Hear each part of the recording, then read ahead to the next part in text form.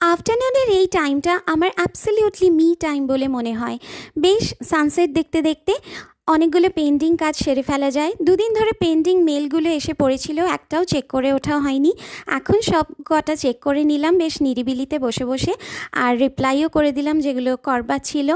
তো হঠাৎ করে দেখলাম তারপরে পিয়ারা গাছে একটা টিয়া পাখি এসে পিয়ারা খাচ্ছে, তো তোমাদের সঙ্গে তাই জন্য একটু শেয়ারও করে দিলাম সেটা। খুব কিউট লাগছে দেখতে। সন্ধেবেলা হঠাৎ করে ক্রেভিং হলো একটু কফি খাওয়ার।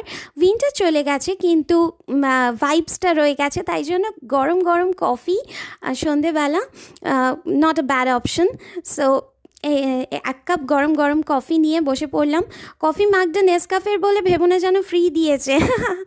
তো যাই হোক, একটু এনজয় করতে লাগলাম। তারপরে রাত্রে ডিনারের জন্য স্যালাডের প্রিপারেশন নিয়ে নিলাম। That's it. ব্লগটা ভালো লাগলে প্লিজ সাবস্ক্রাইব।